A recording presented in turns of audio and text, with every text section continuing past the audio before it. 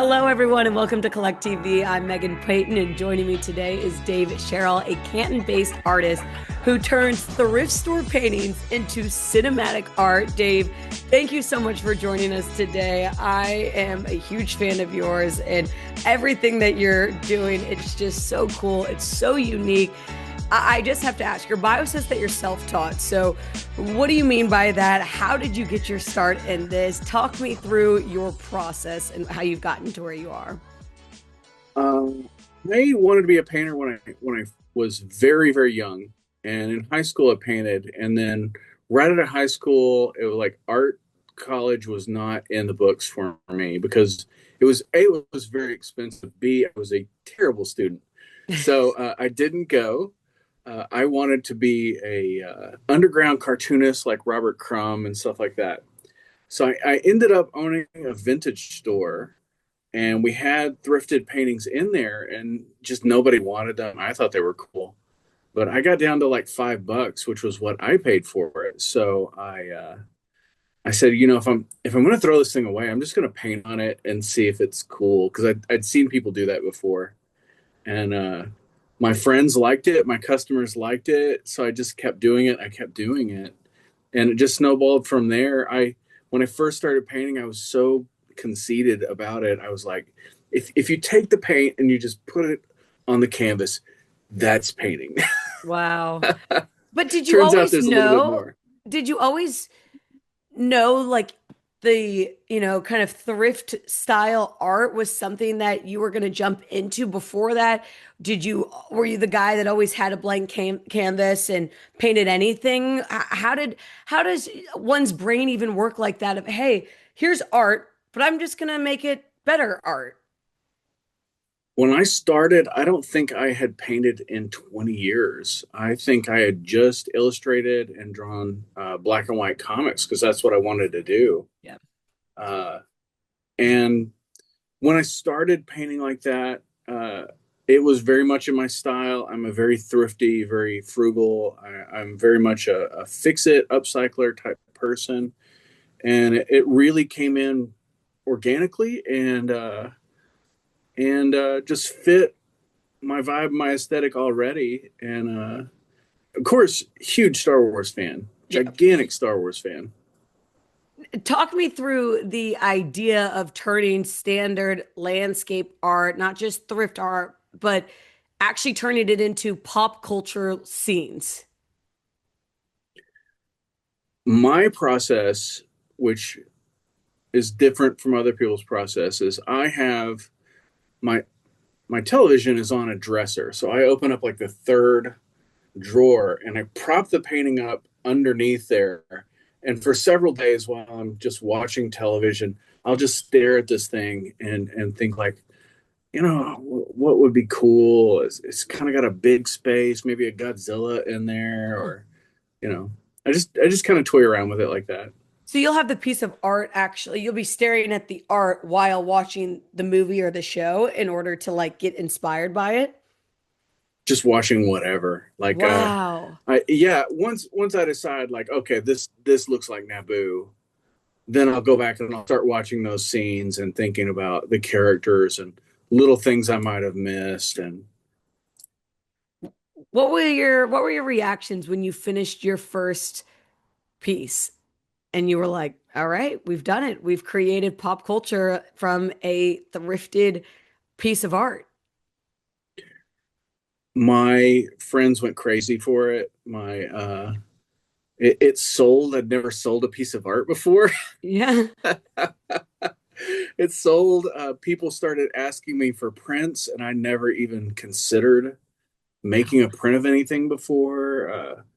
I just it seemed to locally just grow and grow and grow. And we have an arts festival in my town that's every first Friday. And when the vintage store was open before quarantine, me and my wife were standing there, and people when they walk in, they don't realize that the owner is the person that's behind the counter. They think it's Right. just an employee.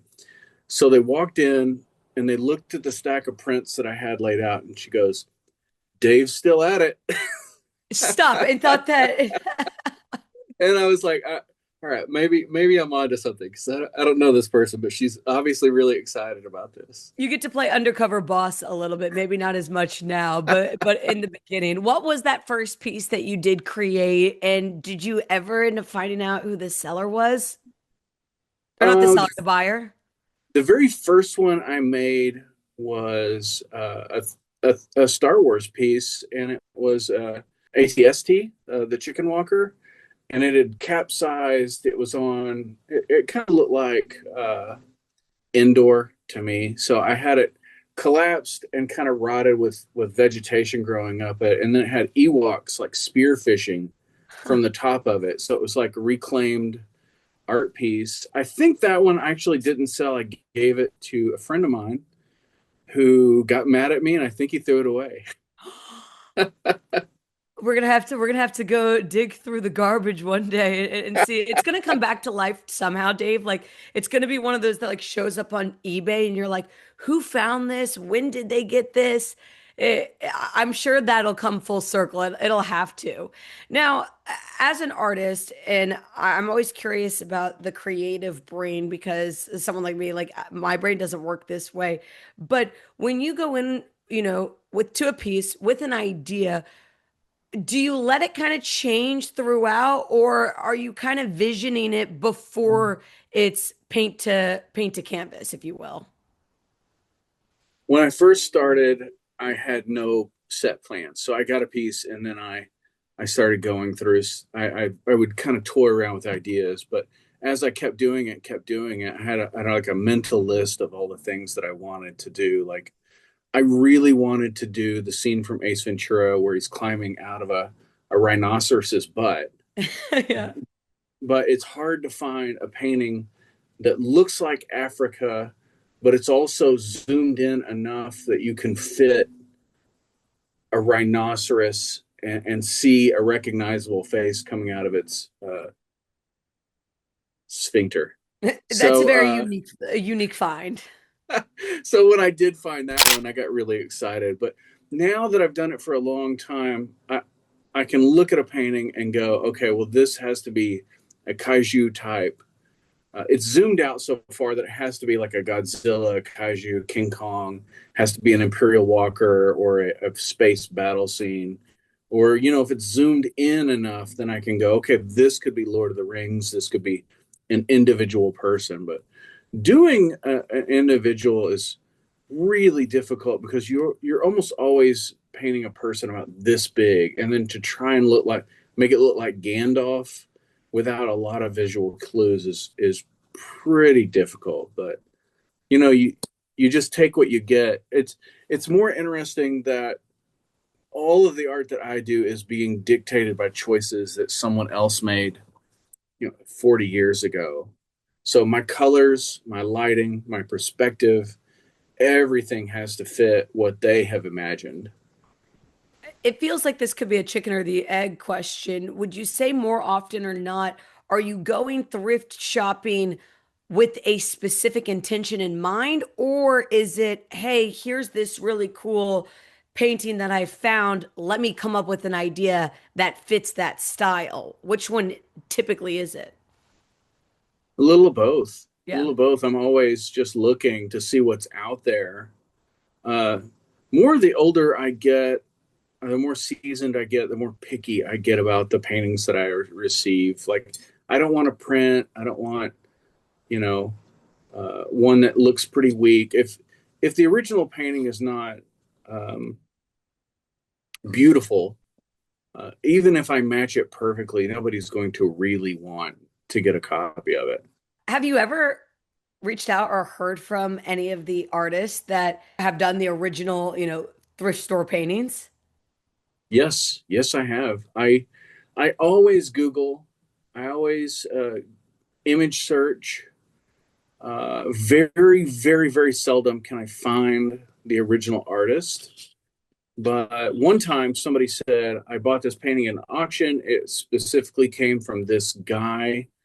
And I said, oh my God, I'd love it. Can I interview him? Can I talk to him Yeah. and see if it's okay? And he was more private and he said, I love what you're doing. I love that you're doing this for me. I love that you're continuing my art in some way, but I don't want to be on camera, which, Mm. I won't insist on that. But I've had other situations that are really interesting. Like people will bring me paintings and they're like, my grandmother painted this. And I was like, I don't want to ruin your grandmother's painting. She goes, no, no, no. Nobody in my family wants it.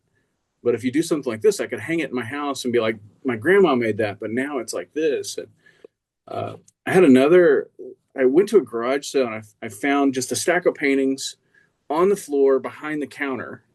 And they weren't even facing me. I could just see on the top that there was paint on the canvases. And I said, hey, what is that stack of paintings right there? It's like, it said, oh, we're going to throw those away. I said, what is it? And she says, well, this garage sale is cleaning out my parents' house because they're going into a retirement community. And the person that lived next door to them in the 80s killed himself. When they cleaned out his house, they put all these paintings on the curb, and my parents didn't want his art to be thrown away. So they kept them, and now we don't know what to do with them, so we're going to throw them away. I said, can I give you $5 for the whole lot? And they did. And he only signed like one of the paintings, but I just copied his signature onto all of the other ones. So this artist that was apparently very tortured and passed away, you know, 40 years ago, he now is shared online all over the globe because I ruined his art. But one says ruined, the other says, revamped and brought back to life. That's why I think, at least that's why I've connected personally with your art is because there's such story behind it even before it gets into your hands. So to see what you can do with it from there, and of course the movie references that we all love and can connect to really makes it feel like another level. So you've done, movies like Star Wars, Lord of the Rings, you've done Godzilla, Friday the 13th. Can I ask, do you have a favorite subject? Star Wars. Yeah. Star Wars. I love Star Wars. Anytime I get to do a Star Wars painting, I end up making it a lot more elaborate because I'm thinking like, yeah, I go deep in the lore. So like, and then I'm pretty nerdy about fun stuff in the Star Wars universe. Like there was a theory that Jar Jar Binks was a Sith Lord at one point. So I was like, I was working on this painting. I'm like, okay, if he's a Sith Lord, then that means he would have done this, and Yep. he would have contacted these people. And while this was happening, he was here doing that. And I go full backstory on every Star Wars painting that I do. You have to. You have to. I'm sure the public gets pretty involved in your DMs as well.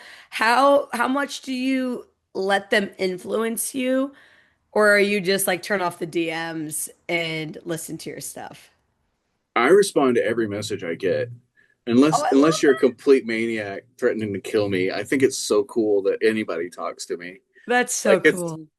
I it was I wanted to be some sort of an entertainer my whole life. I did stand up, I played in bands, and then I just started screwing around with painting, and it blew up to a global level, and that is the luckiest thing in the world. So if I have an audience, I'm going to respect that because those people make my day. Now that being said, I do get a lot of crazy people that message me, and those messages I'll be like very polite, like, "Hey, I don't have much time," but You gotta love it though. If any messages at all, that means people are engaging, people care, and people are connecting to what you're doing. Have you thought about any other future projects? I don't know, Avatar, Game of Thrones, any ones you can maybe tease for us? definitely Avatar. I love that series. I think that's so much fun. It's so weird and so cool. The fun thing about doing an Avatar one is I'll be able to like change the plants to make it more like that world with aliens because that's not Right. that's not Earth. So all my paintings are basically of Earth. I've got some really fun Lord of the Rings ones worked up. Uh, I have a really psychedelic landscape that I'm going to turn into a 60s Lord of the Rings stuff.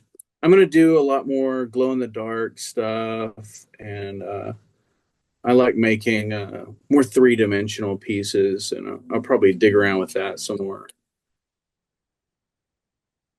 You know, I feel like you've got the most iconic social media handle name, Dave Runes Art. I mean, we already talked about it a little bit, but you're quite literally doing the opposite of that. Yet I just love it. So, how did you land on that name? Um, I started putting my art on Reddit, and Yep. it started doing well. This is around the time that quarantine was happening, and I don't remember what my handle was at that time, but I was like, if it's going this well, it might get bigger, and I might wish that I wasn't using my nom de plume. I had two, or my usual name. So I had two problems. One, people didn't understand that I wasn't painting the entire painting, and Okay. two, people were like, "Oh my God, you have ruined that art." So I thought if I called myself Dave Ruins Art, it kind of both of them. You can say, "Oh, well, he didn't paint this whole thing," and then two, it's Leans into it's it. a yeah. I know that I ruined that art. The funny thing about ruining art is that most of these paintings were not made by an artist. In the 80s, Portugal and China created 80% of the oil paintings in the world. They had factories where people would just all day paint. There would be like one guy, he did a sky and clouds, and then he got the canvas, sky and clouds, sky and clouds, sky and clouds. The next guy would be doing mountains and trees, and the next guy would be like doing a river, and then the next guy would be like signing it Roberto. And it wasn't Roberto, it was What? Zhang and Yeah. How funny is so that? yeah. So most of them, if it looks like a Bob Ross painting, that's usually what it is. There, unless there is a specific name signed to it or information on the back, I would say 90% of the paintings in thrift stores are just mass produced and sold at like Sears and Kmart and stuff like that. It just shows you what you can do with some of those pieces. And I can obviously tell just talking to you how much of a passion, art is at its core for you. And you not only see that through your pieces, but the fact that you're helping the next generation, you teach art. And I heard you even drive the bus to bring your students to the studio. What? So talk us through how all of that began. So after I started blowing up, growing as an artist, going out there, I said to myself, like, okay, I seriously need to learn to paint because at this point, it's going to be really embarrassing if I blow it. So I started studying real hard. And there was an art studio just, I'm in like a block from my house. I live in a downtown arts district, and there's an art studio for developmentally disabled adults. And they said, "Hey, we need somebody to teach art twice a week for uh, the developmentally disabled adults." And I said, "Well, I can do that, but I don't really know art. I didn't go to college for it. I'm just learning." And they said, "Perfect. Just whatever you're learning at the time, just bring it in and teach it to us. If you just want to bring in your painting and work on your painting and just let us see your process as a professional artist, we would love that too." And I was like, well, I can do that. So I started creating lessons of what I was learning. And there's a philosopher, Seneca, who said, as you teach, you learn. And I had no idea how much that. If you learn a subject and then you immediately create quizzes and a lesson plan for teaching it to someone else, man, it really solidifies what you learn. So I did that for maybe 2 or 3 years, teaching those guys. And then I started teaching at night. And around the time of the last election, uh, things started getting kind of stressful and nobody was really buying anything online. So I didn't have a lot of income coming in, and they lost their bus driver, and I said, you know, if it's not a big deal, I'll just take the bus driving route, and it'll kind of supplement what I'm doing from now until like things cool off with the tariffs Yeah. and and the other stuff like that. And turns out it was the opposite. Things bounced back, and you know, this too shall pass is what they say about everything. And it did. I started getting orders again, but I really enjoyed 4 hours a day of getting out of the studio, driving around, seeing Ohio. I drive through rural locations, so I get to see cornfields over the course of a year grow up and get harvested. And there's, you know, snow and tall trees and all the beautiful stuff. So it's really now just like a daily little vacation. Which and just being able to connect with the students too, that maybe some of them you're taking to the classes and having that personal connection, I'm sure is pretty cool as well. And you're also starting a new online art course. So what can you tell us about that? Yeah, I now own Dave Ruins Art School. So I'm not just ruining art, I'm ruining art school now. Uh, my first course, it actually drops today, which is Wednesday, January 21st. At 5 p.m., you'll be able to enroll in Dave Ruins Art School. And my first online course is how to start acrylic painting. If you've never painted before, or if you're someone who has painted for years but have no foundational knowledge of the tools that an artist uses every day, I'm going to teach people how to mentally disassemble art and put it into manageable chunks so that they can create the beautiful things that are in their mind. And then I'm not really supposed to announce this next part, but you guys aren't going to tell anybody, so I'll let you know that my next class uh, to be announced is going to be how to ruin art with Dave Ruins Art. So in that one, I'm going to teach people how to take thrifted paintings, make them their own. Wow. And how can we sign up for this? How can people join this program? Go to my Instagram. There is a direct link on there. All of my social media will have me talking about it, but if you go to daveruinsartschool.com, you should be able to get a hold of it. Dave, thank you so much for taking the time today. It's been so fun talking through everything you've done. Obviously, just from an outside perspective, really cool to see what you've accomplished. Dave Rune's art, the legacy continues, and now it's going to the schools. So thank you for your time. Thanks, guys.